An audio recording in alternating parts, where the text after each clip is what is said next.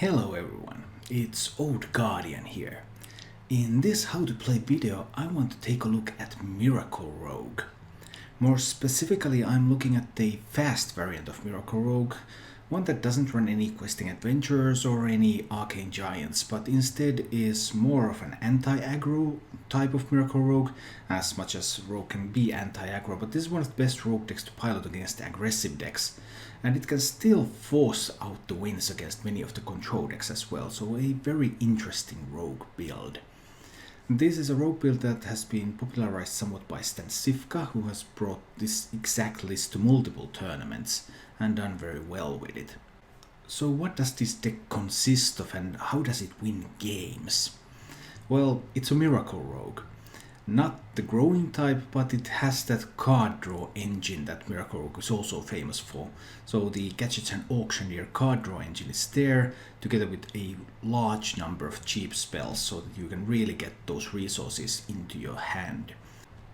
One of the specific features of this type of fast Miracle Rogue is also how it uses opponent's cards, or cards from the opponent's class. So you have Hallucination, you have Swashbuckler, and you have Shaku. So you're going to get a lot of resources from the opponent's class that you're also going to incorporate into your game plan on how to win games.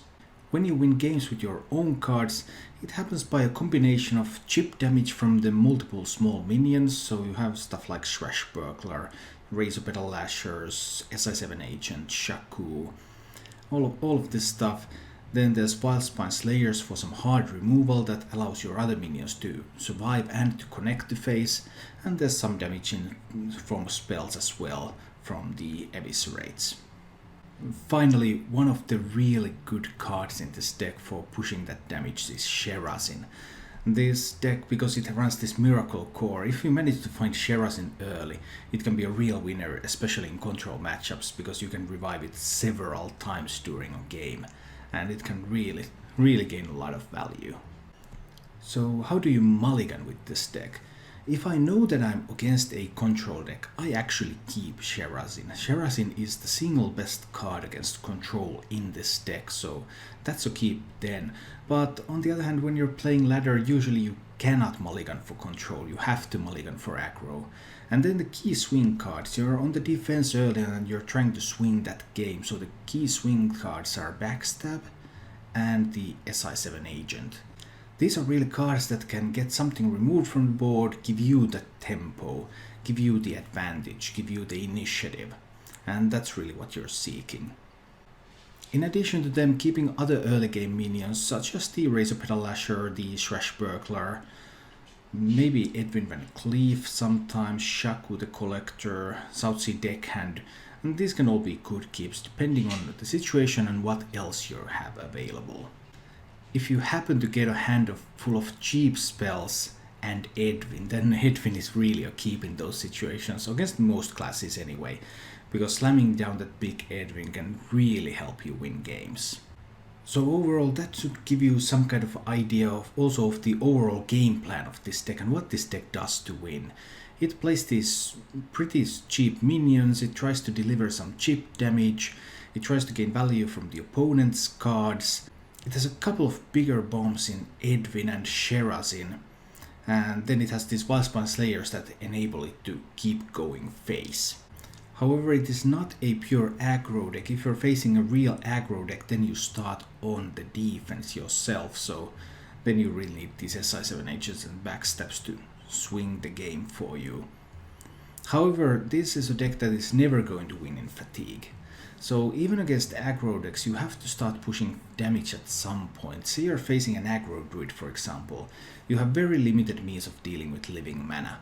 Basically, the only way you have to deal with living mana effectively is to have Blood Mage Talnos and Fan of Knives available. And you can't always have that.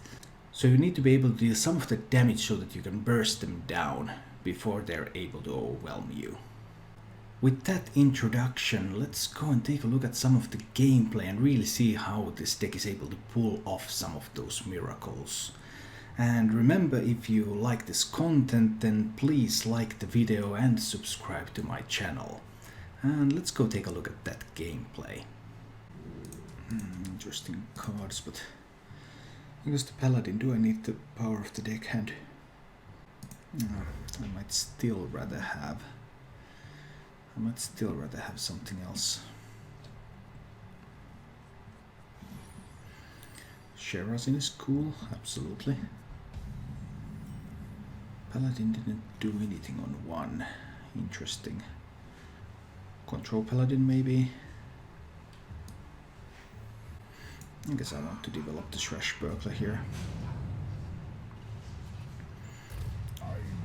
Selfless hero is not bad. Alright, let's go with this. I don't want to spend my coins yet. Ideally I would like to get that Sherazin out pretty fast. Oh well, coin SI is just too good not to do here. That's so good against the Hydrologist. Alright, let's go with this. He could have a Consecration. He looks like a Control Paladin. I'm not completely sure yet. Rallying Blade into the SI7 agent followed by Consecration. Something like that would be pretty strong. Now if I hit this one over there and he has Consecration follow-up, then that would mean that this one does to Consecration, which is not what I want. I'm going to commit the backstep here. Let's commit the backstep. Dagger up and hit this. Then I can use patches to deal with it. So Consecration does not kill the SI7 agent. And I can also play the Selfless Hero here. So this makes Consecration even worse, because then I will have a 3-1 with a Divine Shield on the board if he chooses to play Consecration. So Consecration is basically unplayable right now. But Murlocs are not.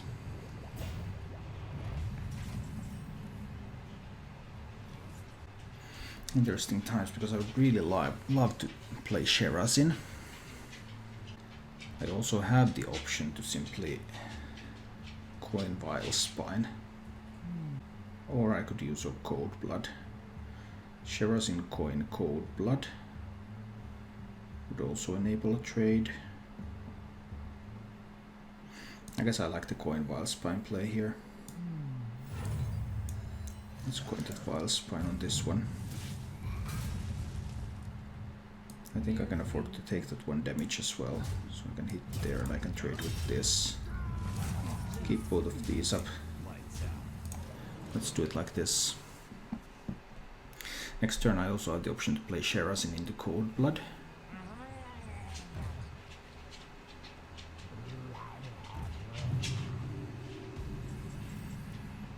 Okay, double Cold Blood.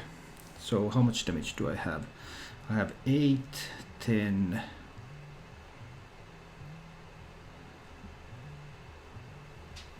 and 1 off. That's 8 damage, 10 damage, 16 damage, 17 damage. Then I won't commit the Cold Bloods yet. I'm going to commit the Razor Petal Lasher here. Okay, let's go to Razor Petal Lasher.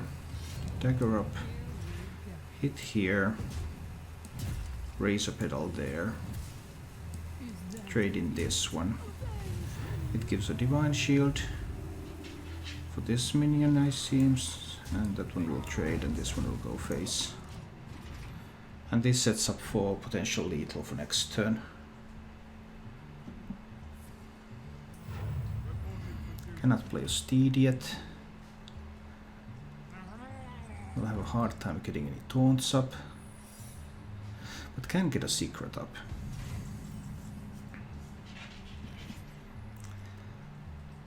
So that's 8, 10, 16, 17. Well, this should be just game, right? Even if that's Noble Sack. Because that's 10, that's still 16 to roll of that. Excellent. So slam the Sherazin. Double Cold Blood minion. Go face. lethal. There we go. I guess I have to assume this is Pirate Warrior. He also mulliganed this card. He can still be a quest warrior, obviously. But I'm assuming pirates. But I have the ability to prep a fan on this board.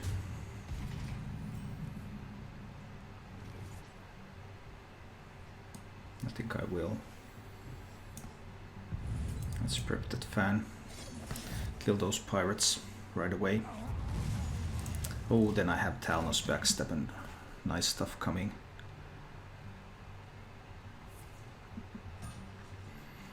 Okay, upgrade and South Sea. Yeah. I see. I see. Can I take an additional 2 from the South Sea? I probably need to. Well, let's just dagger up and kill that. This gives me a way to deal with the Frothing Berserker.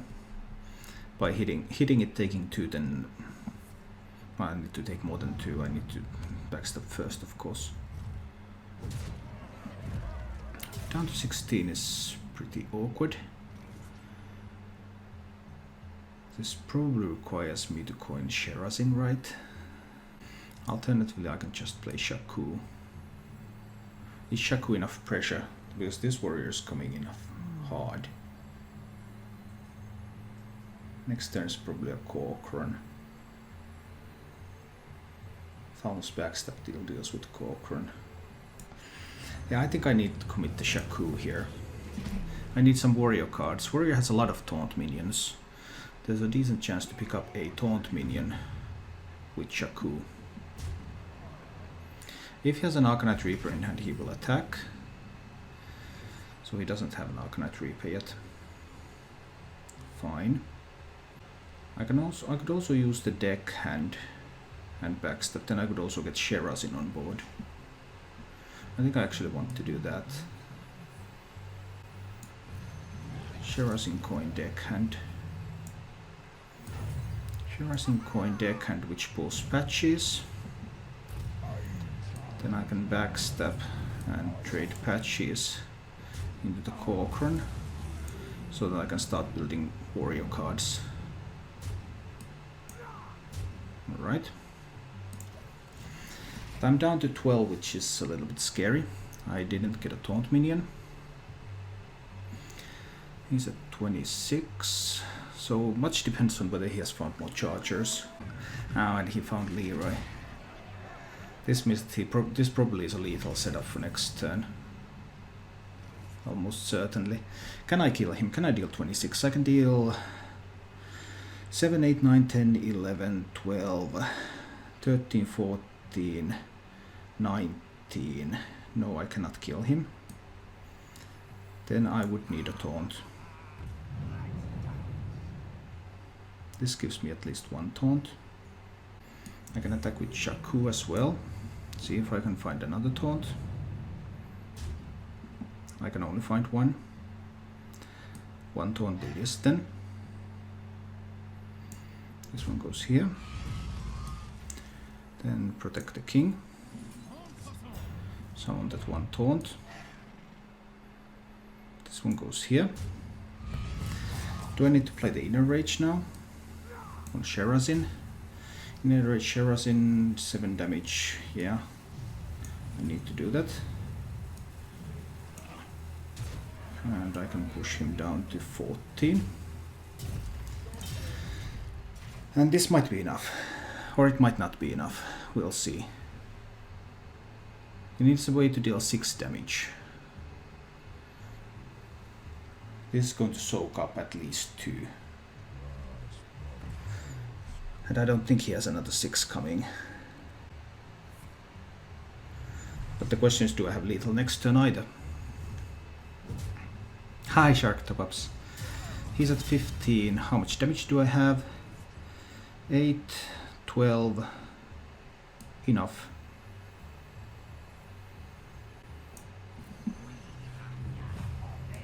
That's enough.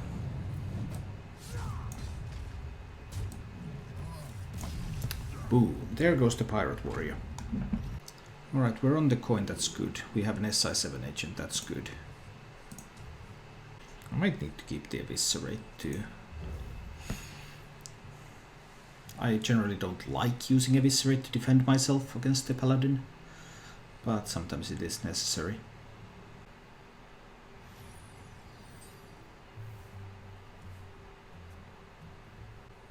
If Murloc Paladin starts hiring with your card, you keep Tevis. Yeah, absolutely. I'm not too scared about that. Because even if we Rock Pool Hunters this, then SI7 can still kill it.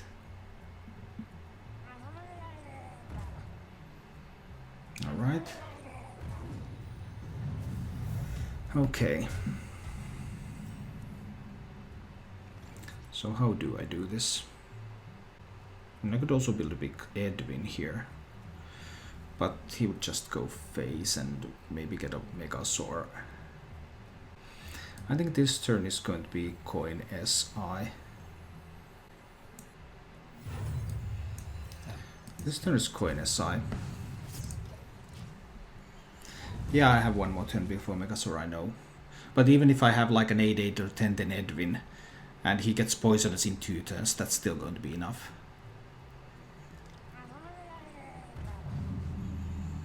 Well, that extra health is nice. He's going to have the Megasaur next. I was thinking of playing Prep Evis Edwin. If I prep Evis, I can kill the Cold Light Seer. I can kill the Chum. Edwin will be a 6-6.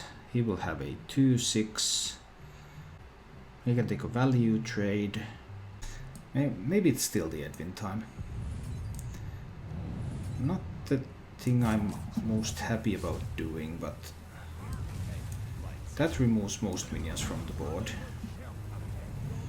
The 6-6 Edwin can challenge the 2-6 Valfin Inquisitor, unless he has a Blessing of Kings. Then I need to top deck something useful, if he has a Blessing of Kings here. Makes a value trade, goes some face, alright. Cold Blood can activate the SI7 agent. I think I need to do that. Cold Blood here. Edwin kills this one. SI7 agent kills this one.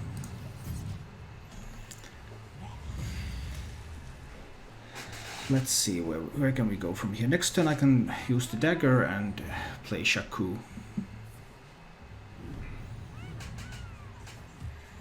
He could have a consecration. I'm a little worried about that. I think I can take 2 damage here. I probably want to take 2 damage on this one and 1 damage on Edwin, because that can be a consecration or that can be a Spike-Rit Steed. I don't want him to be able to kill Edwin with a consecration, but I also cannot leave him a Spike-Rit Steed target. I guess it can also be something like Tarim. Turns out it was Tarim, but I can deal with Tarim. So do I coin Wildspine Slayer here? Then I will not have anything to do with the Auctioneer. I could also just sacrifice 2 minions, take another 3, play the Auctioneer, save the Wildspine Slayer for next big target. He's very aggressive, so there might not be that many big targets. I think I can roll through this better if I Wildspine the Tarim and hold on to all of my board and start getting some Paladin cards, like this Wicker Flame here, which is a good card to have. He cannot play Tyrion yet, even if he runs that. He might not even have it in the deck. Consecration now does nothing because everything has 3 health. Secrets can be useful. He can still have the Spike-Rit Steed. Oh, he has Divine Favor. Alright. And he gives up. Excellent. I don't think hallucination is a keep. Maybe I can keep Swashbuckler. I would like an SI7 agent more, but I'm concerned I won't be able to find one. This gives me something to do on 1 anyway. He doesn't do anything on 1. Alright, I guess that's cool. Could be a control paladin maybe? Rhyme Street Enforcer. Not the greatest synergy card with Sherazin, but we'll see. Okay, Midrange Paladin, not a control paladin. But I still have to kill the Rockpool Hunter, right? If I kill it by attacking on everything here, I give him the initiative. On 3 he plays something like a Stonehill Defender. I will respond with a coin Sherazin. I think this is still fine. Let's kill that off. I think this will still be fine. I didn't want to prep the fan here. I want to get Sherazin out and start milking that for value. That might be wrong if this is a very aggressive Murloc Paladin. This doesn't look like that. This looks more mid-rangey to me. Because the more aggressive ones, they so rarely miss their 1-drop. And even if they miss their 1-drop, there are so many good 2-drops too that it seems like they shouldn't be forced to play Rockpool Hunter there. The next question is this a heavily mid-range build, so is this running Aldo, Peacekeepers, or not? I think I want to go into Sherazin here. And this should be fine. He could have a Blessing of Kings for this. Make it a 5/8. Oh, it's UK Pala. Alright, this is UK Pala, this is Jumper's deck. So now I know exactly what I'm up against. Whether that knowledge is going to help me is another matter.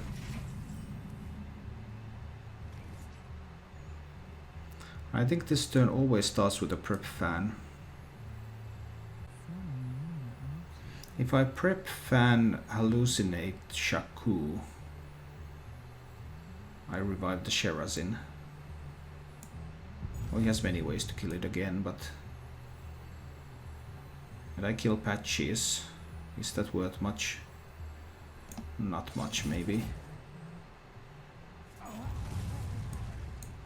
Let's hallucinate into a Consecration. Consecration is great against the UK Pala. Then I drop the Shaku.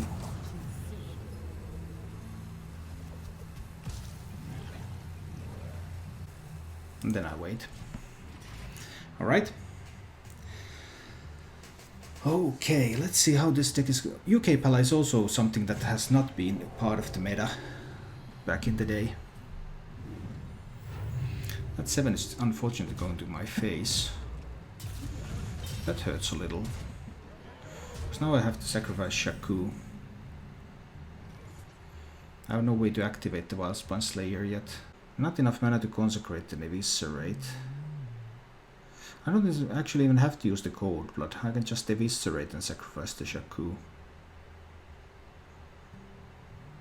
Unless I can pick something from the Swashbuckler here. Let's take a look. Getting a bit on the expensive side here. Let's just use the Cold Blood. Take that one down. Grab an eye for an eye. Yeah, let's do this.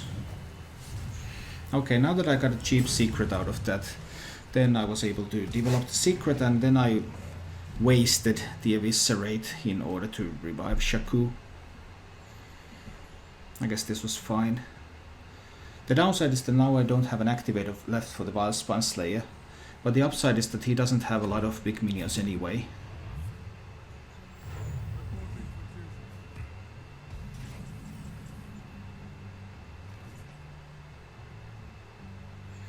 So I don't want to kill off my Sherazin yet. Even if I could get a Grime Street and force it down. That would save my Consecration though. If I just play the Grime Street Enforcer here. Kill off the Sherazin. Kill off that 1/1. Saving the consecration can be pretty strong. I think I'm ready to do that.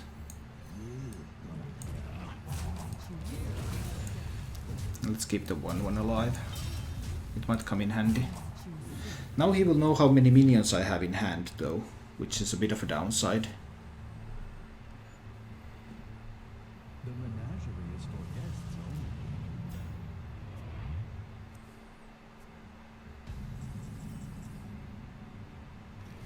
only. Time to use a Wildspine Slayer here now that I found a coin. That was a good pick. Let's play Wildspine Slayer on this one. It will still save the consecration. But I can push some face damage here. Alright. Minions in my hand keep getting bigger. But this can become a tempo game. And if he has Tarim and something, then maybe. But no. There goes UK Pala. Thank you for watching. If you enjoyed the show, please click the like button and subscribe to my channel for more.